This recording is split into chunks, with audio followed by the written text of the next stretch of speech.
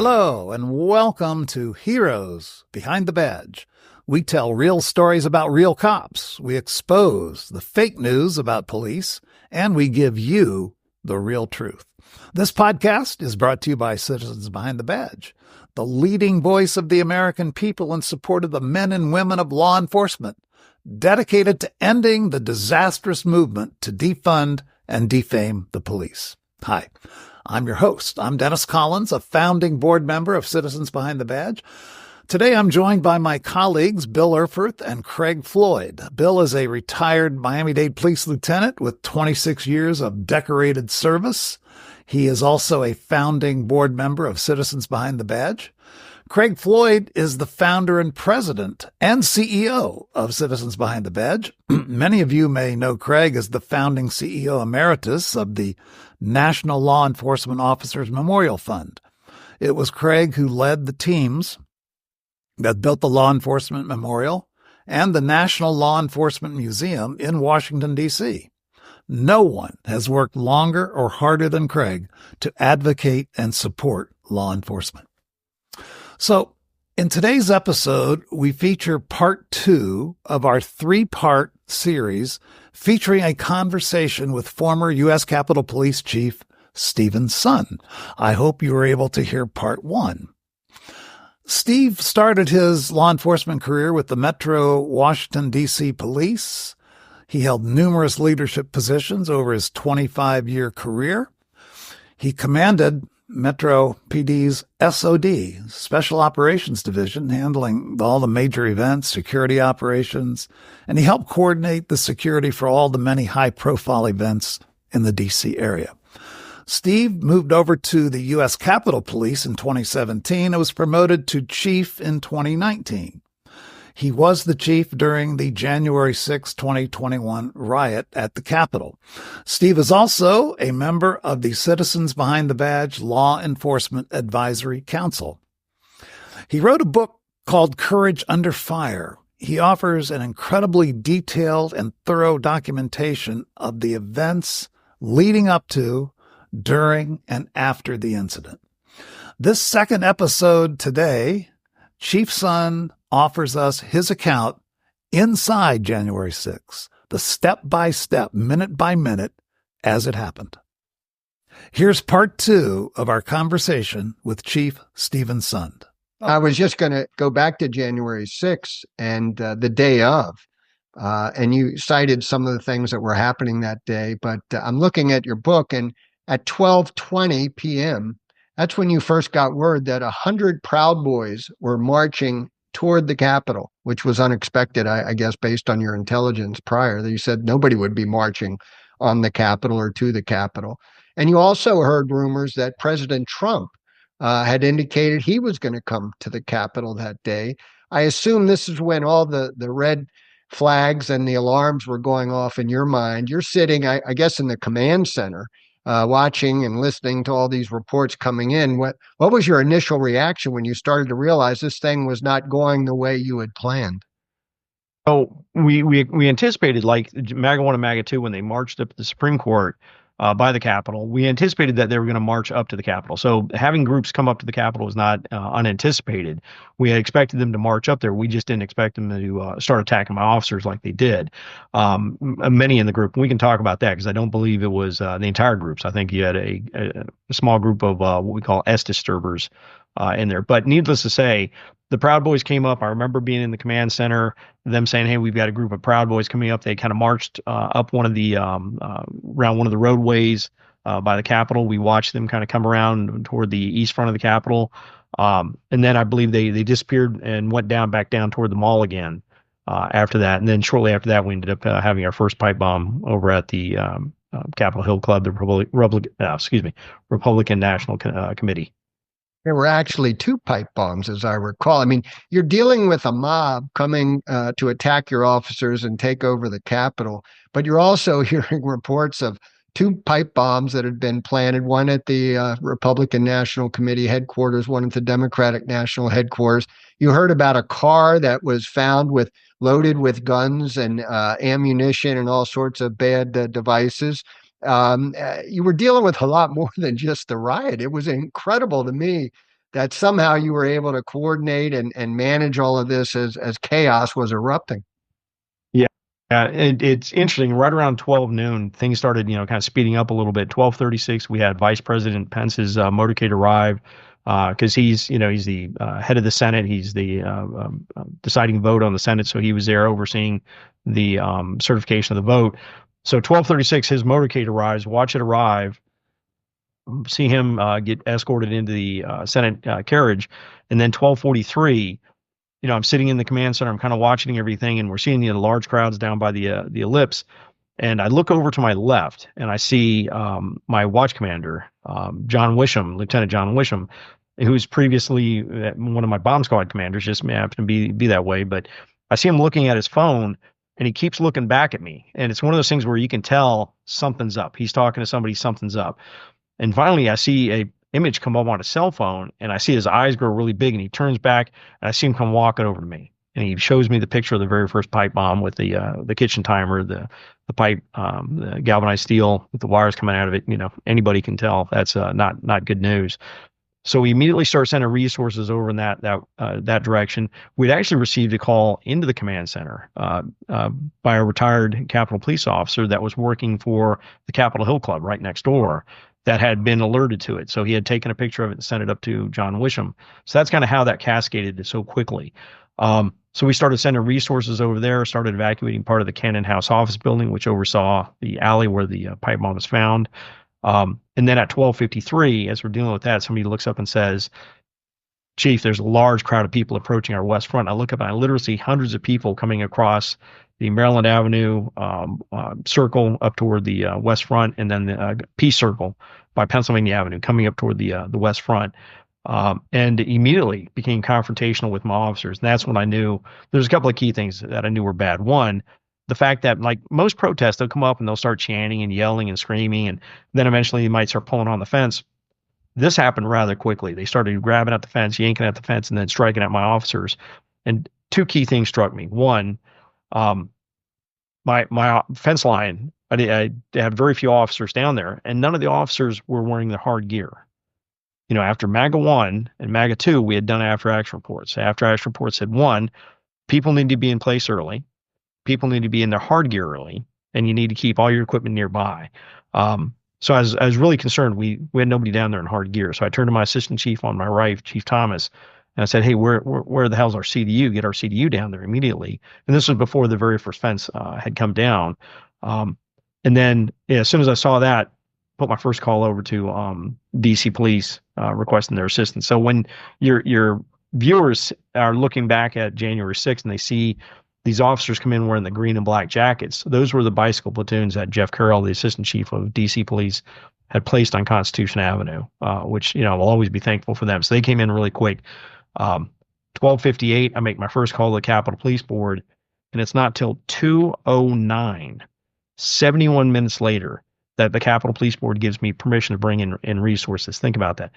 You may not realize it took 81 minutes for that crowd to fight its way up to the Capitol, break the first window, and enter the Capitol.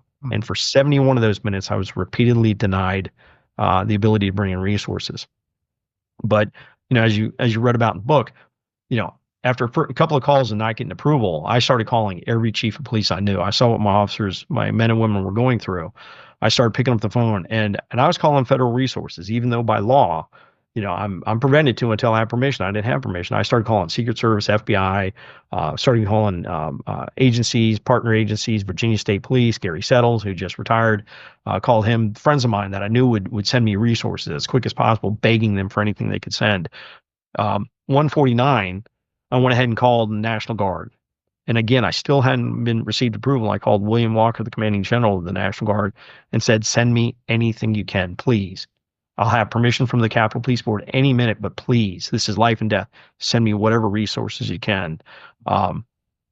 And think about it. It wouldn't be 4 minutes after that before I'd finally get approval. And even once I got approval, Pentagon wouldn't send the assistance. Unbelievable. Let's talk about that.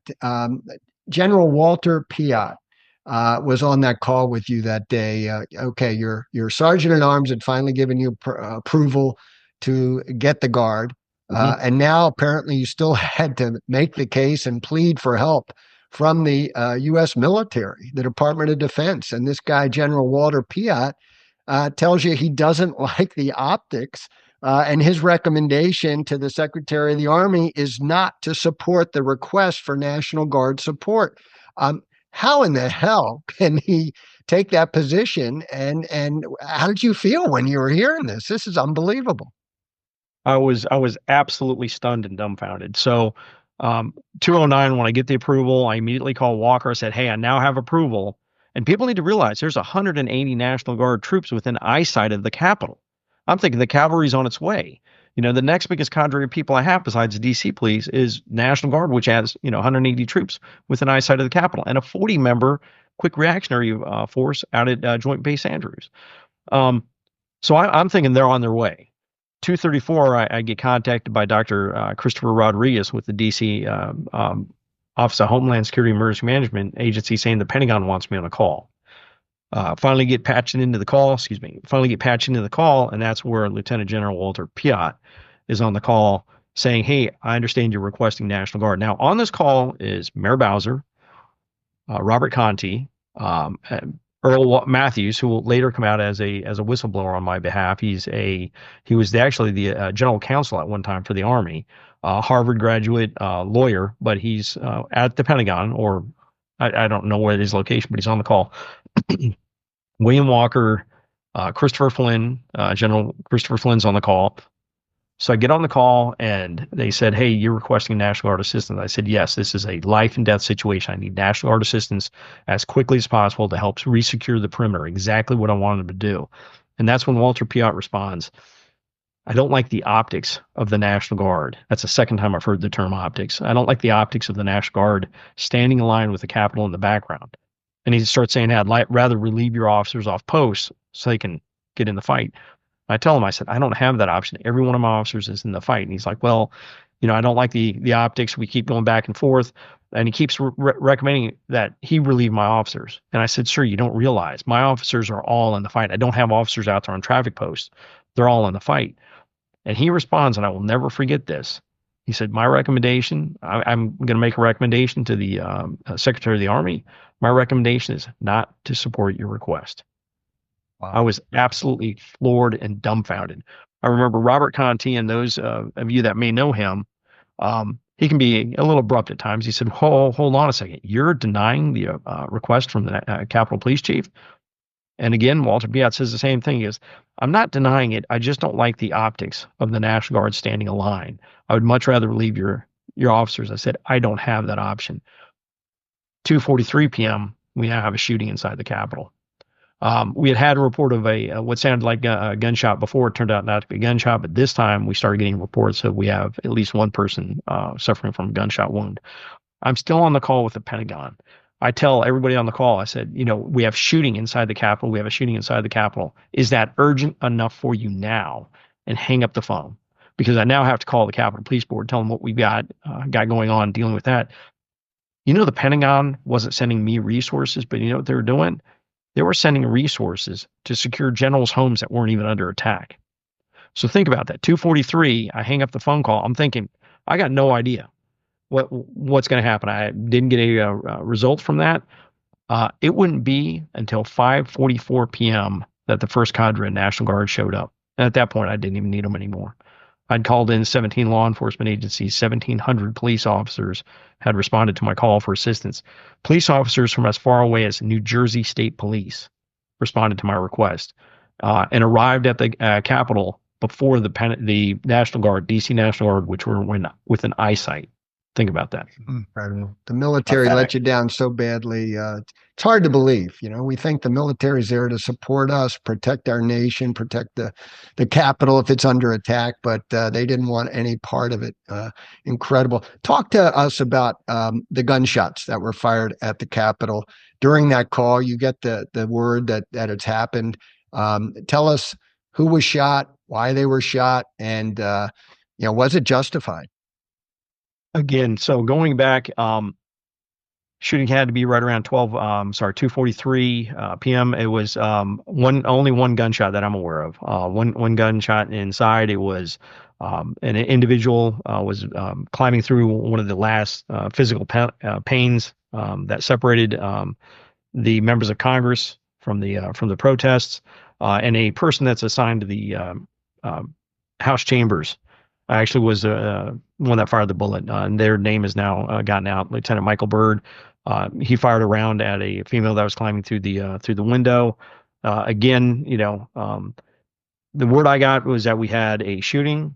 At the time, we knew it was a serious shooting because I remember talking with my internal affairs commander, telling them to make sure that they notified DC police, because DC police has to do the investigation for any shooting or possible homicide that occurs. So I remember telling him that, and then we got word that she was being transported. And it wasn't until later that we got word that she had passed. I'll tell you, any loss of life is absolutely tragic. But again, I was removed the very next day. So I'm not there for the investigation. I'm not there to see how it progresses through, pulling together of a grand jury, the usual process that would occur in DC. I'm not exactly sure what steps occurred with him, but ultimately the Department of Justice, FBI, and MPD, and even the internal investigation at Capitol Police came back and declared it as a justifiable use of force. I think one of the main reasons was there were still House members within feet, I guess, of the Speaker's lobby. They were on the House floor. They still hadn't been cleared. And so that officer was trying to protect members of Congress from what they thought were armed protesters that were now trying to get to them. And it seemed to me that what was most shocking when I was reading this, one gunshot fired the entire day. You have hand-to-hand combat going on. Your officers have been beaten up. Their lives are at stake. And yet they restrain themselves from using lethal force. How do you explain that? And do you think they should have been more quick to use lethal force that day to protect themselves and the Capitol? I'm thankful for the restraint the officer showed. The 17 law enforcement agencies that responded, they all used very, very similar levels of force, because that's how we're trained. When you look at it, especially in a civil disturbance type of environment, you're not trained to go to lethal force. You're trained to go to mechanical force, chemical force, these type of things. Lethal force, especially Bill, with your training, you're responsible for every projectile that leaves that barrel. If you have reason to resort to lethal force, and I'll tell you, one of the DC police officers was actually one of their firearms instructor, and he had said that there was numerous opportunities. We had people that were pulling a piece of 2x4 off the inaugural platform and striking at the officers, and some of these still had the nails sticking out of them. And he said you had plenty of opportunity that probably would have legitimately supported responding to lethal force. It's just tactically it wasn't the right thing to do. You had thousands of people behind these protesters. You're stressed up. You're pumped up. If you miss, you're responsible if you hit an innocent person. So tactically, legally, they probably could have. Tactically, it wasn't the right thing to do, and I support that. So I'm happy that these agencies that responded all kind of used the similar use of force continuum, because that's what we're trained to do. So I'm certainly proud of that aspect of it. Steve, how close, based on what you just told us about the person trying to break through into the chambers, how close do you think the rioters were to getting their actual hands on a member of Congress? And what do you think would have happened if they did? So group mentality is very, very, bad things happen when you get people in big groups and they start developing this group mentality. I think, if there was a couple of cases where I think there were some pretty close calls with members of Congress that were moving and the crowd was coming through the Capitol.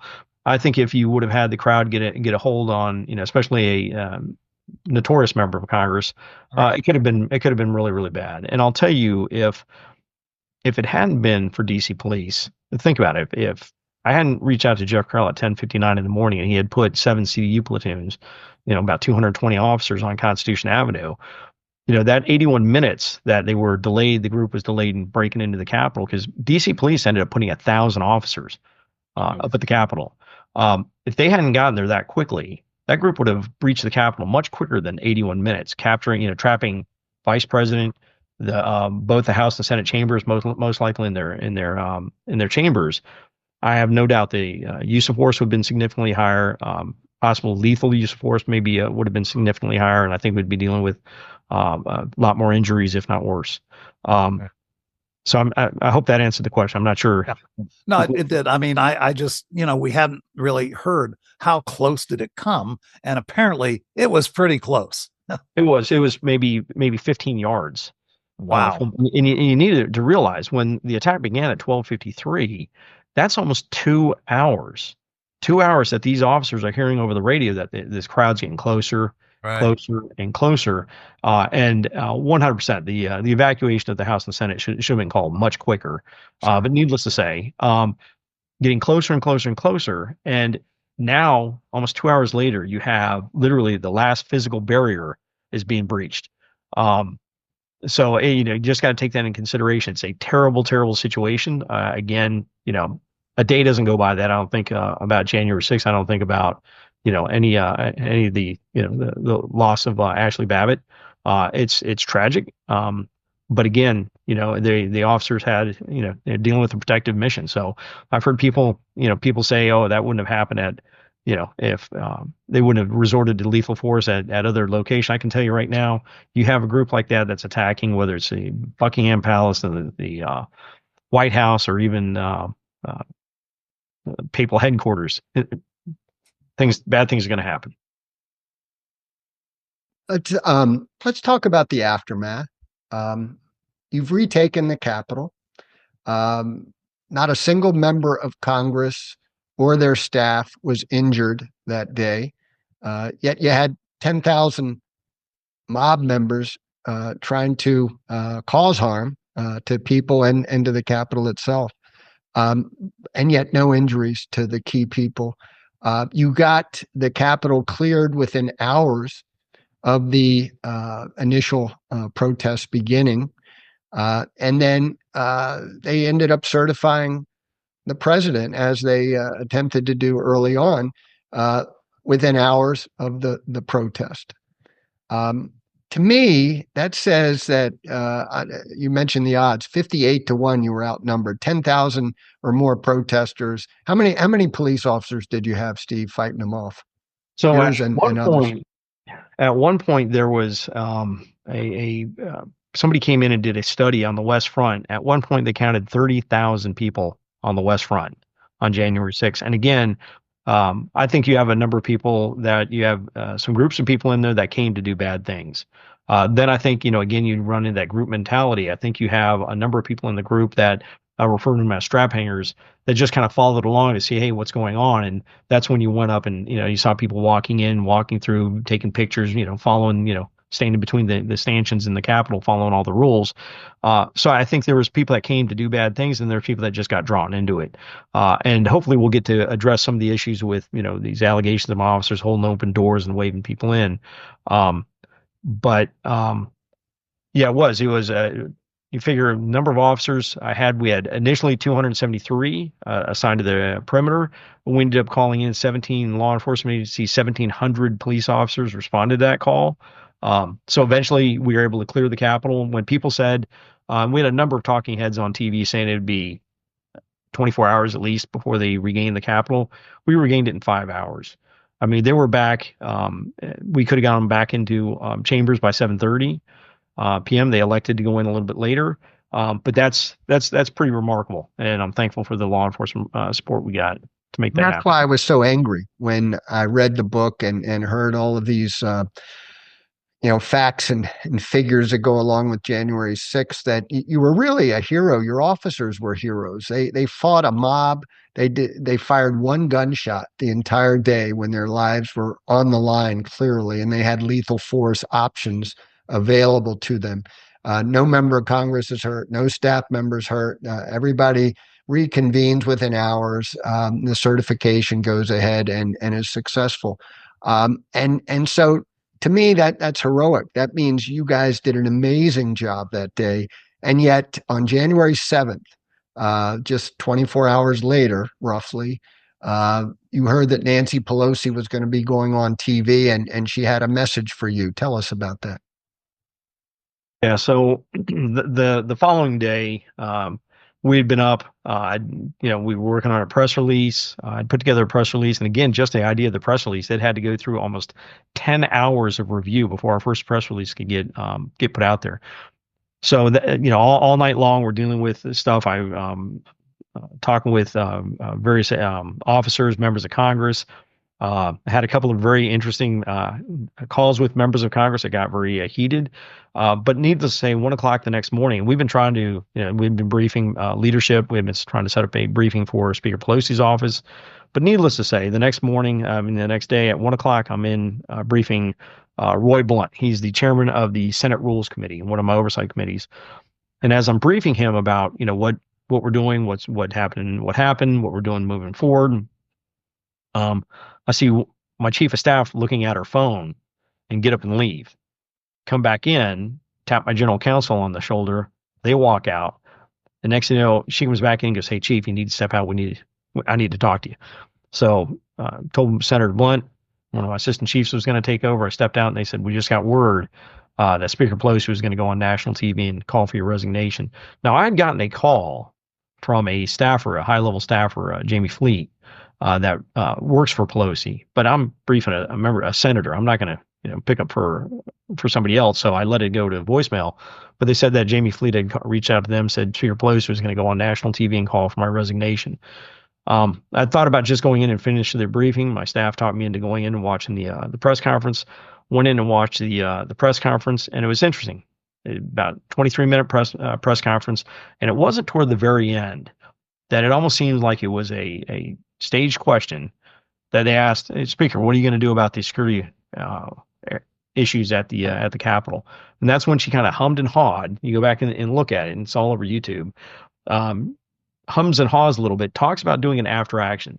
That is where she probably should have stopped. Doing after action, base your personnel decisions on the after action. That would have been the appropriate thing to do. But then she goes, calling for the resignation of Mr. Sund. Didn't even pronounce my name right, and I've talked to her a couple of times. She says there was a failure of leadership at the top. Yeah, there was. It wasn't, I'm not gonna say it's mine, but there was. And then she adds, and I haven't even spoke to him since this occurred. I spoke to her 3 times. So needless to say, she goes on TV, blames me for the failure that caused the attack at the Capitol, and then paints me as a callous and disrespectful chief by not even talking to the speaker. And I'd spoken to her 3 times.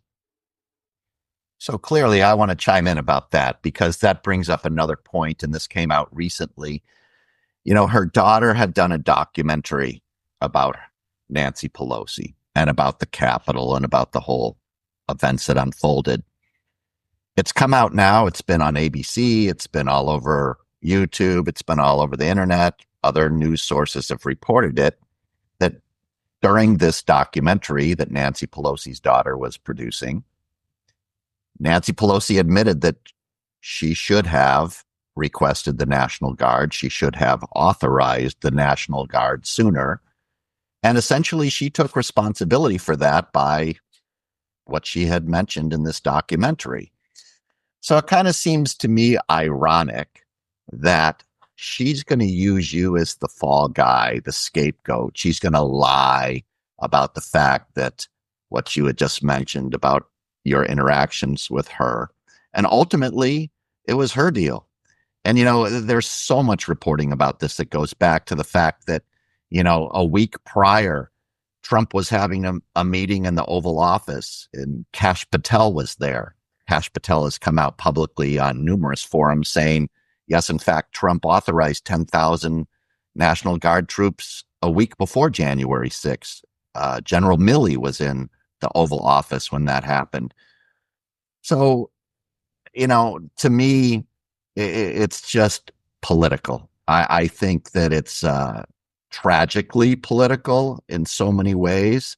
And even the National Guard was standing by, like you said, they were within eyesight. But why didn't they come? It was probably because it was political. And is that how you feel? Absolutely. They were, again, concerned for the optics. So you go back and there's so much that ended up tying together in the book. you talk about the January 3rd and January 4th call with Milley, Christopher Miller, the Secretary of Defense, and trying to think who else was on some of the calls with over at the White House. They're having some calls. It turns out now that Chris Miller, the Secretary of Defense, and General Milley, who's the chairman of the Joint Chiefs of Staff, he really has an advisory role. But they have been so concerned, think about this, days in advance of January 6th, they have been so concerned about violence occurring at the Capitol that they had talked about locking down Washington, D.C. and revoking the permits issued up at Capitol grounds. I'm the one that issues those permits. They never told me a thing about their concerns. Yet January 4th, you have Christopher Miller put out a memo restricting National Guard from even carrying any civil disobedience gear for the very violence they're expecting. What's interesting is it's a program called DSCA, Defense Support for Civil Authorities. It's where the military, either National Guard or active duty militaries, can be brought in to help support civil authorities, whether it's natural disasters like the wildfires, COVID, or something like this. There's ways to bring them in. There's an Emergency Authorization Act. There's immediate authorization. But for me, it would have been the Emergency Authorization Act. I've actually been asked by the Department of Defense when I was with DC to teach DSCA to foreign governments that were looking to kind of develop the same kind of program. The Emergency Authorization Act says that when a civil authority like me calls with a legitimate request, like what we had on January 6th, the commanding general of whatever agency, whatever DOD agency I'm requesting it from, has authorization to immediately give life and death support for the request while seeking presidential approval. Well, Christopher Miller put out that memo on January 4th that basically restricted that. That no longer was valid. So even when I was sitting there making repeated calls to William Walker from 149 all the way through the evening, multiple times saying, hey, where are you guys? They weren't coming because Miller had put that memo out there. I now think it was because he was concerned that Trump might invoke the Insurrection Act, might try and deploy the military to affect the outcome of the election. So I think you had a number of people down at the White House that was plotting politically why they wanted to keep the military away from the Capitol. Again, it was all about the optics. And what the kicker is, think about this. So 544, they finally get National Guard up there.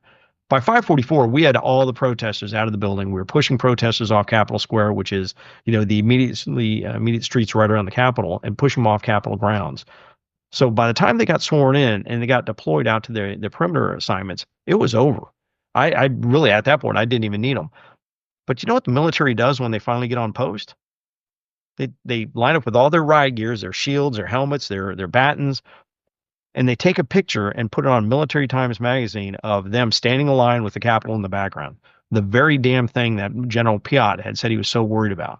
It just proves that wasn't what they're concerned about. You've been listening to part 2 of a 3-part conversation with former U.S. Capitol Police Chief Steven Sund. Join us right here next week on the Heroes Behind the Badge podcast for the final part, part 3. Chief Sund will give us his account of the aftermath of January 6th and the lasting impact. You don't want to miss that episode. To learn more about how you can support law enforcement, go to behindbadge.org. That's behindbadge.org.